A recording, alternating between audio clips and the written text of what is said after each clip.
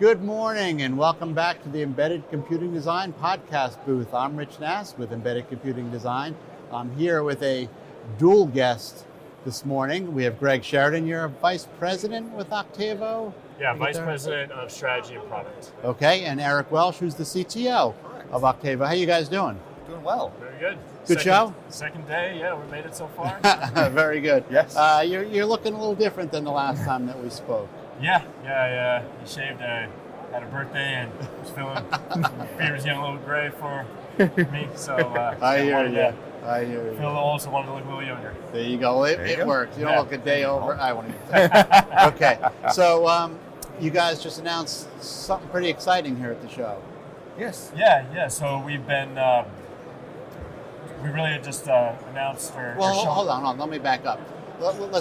Let's talk about Octavo first. There you go. Make sure people understand who we do. What is it that you guys do? Yeah. So Octavo Systems, we are a systems and package company, really a system integration company that uses system and package. So what we do is we work with companies like Texas Instruments, ST Microelectronics, and AMD Embedded.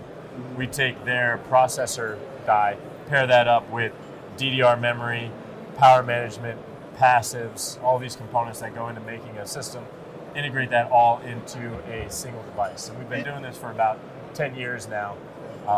The obvious question is, why do I want that in a single device as opposed to just putting it down on my board? Why are you laughing at me, Eric? Oh, come on. You always want to make your life as easy as possible. DDR is a solved problem. I mean, power management, the TI, ST, they go through a lot of pain and suffering to create PMIX for you. And so that's a solved problem. And so you don't want to keep solving the same problem over and over. That's just a waste of your time and your energy. You want to focus on what's going to actually differentiate your design. And so being able to take something like a system and package, it's super straightforward, super easy to use. It works with all of your standard manufacturing processes and stuff. So you're able to basically get to market faster, have all of those benefits of a fully integrated module, but now it's a much smaller form factor and really easy to use. Okay, now back to the question I started with. What's new? So what's new? So, we kind of showed off, or started showing you this, right? This is kind of the integration. This is what we've been doing. Well, what we're showing off here is our new line of products. This is our processor module line. So now what we're doing is we're focused on basically processor, DDR memory, all integrated into a device that is just the size of the DDR. So basically you're going to get now a 70% smaller design because you're basically taking away that processor footprint and putting that all into the DDR. 70% smaller than what? Then if you're going to do this yourself with discrete components. So and if we look at our board, and I think I dropped it here, but right, we're basically taking this the processor, the DRAM, and then some of these passives on the backside now, and all combining that now into just this size. So all of this area here and some of these backside components all now go away and are just in just that DRAM size. And we're doing that today with the Texas Instruments AM62, and then the newest one we've got is the STM32 MP2 from ST Microelectronics. So this is going to be the STM32 MP2 BRK, which is our breakout board, which is our open source development platform that goes with it. So you've got your STM32 MP2 plus up to 4 gigabytes of DDR4 memory. Again, all in that single 9x14 millimeter package. The board breaks out all of your I/O, display, camera, ODS, and then it's also got PCIe on the backside. So really everything for the MP2 broken out here in an open source 4-layer design, no backside components. So again, just making it very easy and small for people to develop with this kind of technology. Does that integration make it harder for me to qualify my design? No. It actually, in some respects, it makes it somewhat easier. I mean, you're going to have to go through your standard qualification processes. But again, from an integration perspective, we provide known working systems. And so from a qualification point of view, you're going to go through, do your standard qualifications, but now you don't have to worry about in terms of the processor module, the 50-ish components that we integrate within that particular system and package device. So now you have a little bit less work that you have to do in order to understand, okay, do I have any component failures? Are my passives anchored to the board well enough in order to survive shock and vibration? Now you have everything's in a single molded package. You don't have to worry about that type of stuff. And why that TI device and why that ST device? Well, so we started our journey with TI and the AM3358, and that's been a very successful device for us. And the AM62 family is really the natural progression of that. So that was really a very nice step. As we have a lot of customers that were using the 335, looking for a nice migration path, the multi-core, again, the community that's built around it is very nice. Kind of the same thing on the MP2 side. We've been working with ST since the MP1 that they released.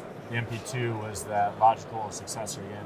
And the MP2 is really interesting as well because it adds basically neural processing units, also adds PCIe, which is really nice to have in kind of this kind of form factor at these kind of price points. And are you looking at any particular application, or is it just falling into a particular application area? So we're really strong in the industrial spaces, industrial control, industrial automation. Hence Germany embedded world. Exactly. With, again, more of the camera interfaces that we're seeing on these newer devices, we're looking to get into more of like visual inspection and camera monitoring systems and stuff like that. But I mean, it's been really fascinating to see, making these types of products and making it easy for people to integrate and use this type of technology to see where they've gone with it. We have some stuff we're showing off at our booth today that kind of shows the range of products. But if you look outside of that, we are in things from, again, guitar effects pedals to satellites and everything in between. So it really shows the diversity and the flexibility of these products. And one qualifier there, it makes it easier. Oh yes, it doesn't make it easy. Yes, it does. But one of the things that was really kind of showcases some of the ease of design and stuff.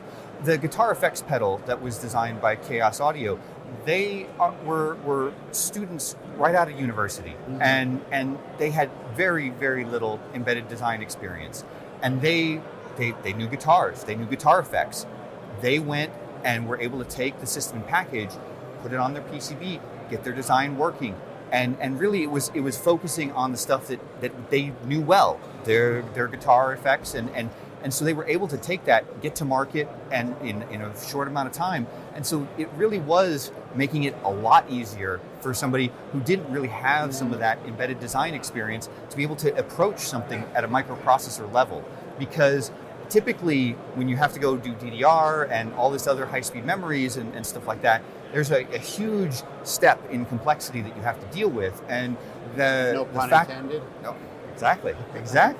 But no, and that's where you do see that doing something like a system or using something like a system and package really does make it a lot easier and makes it so that you don't have to worry about those types of things. Yeah, what we like to say too is, because you're right, I mean the system is part, but what we do is we take away the tedious parts that don't differentiate your product or add value at the end of the day to your customer. Nobody puts that they got DDR working on the box, right? Is what you're doing. And so what it does is it takes away the time that you are going to spend trying to make that piece work. Just put that down, and you go spend time now really working on, again, the stuff that's going to differentiate you, the stuff that you're really an expert at. So you don't really have to have expertise across all these different domains. You can really focus on what you're the expert at. Very good. Thank you, guys. No, appreciate it.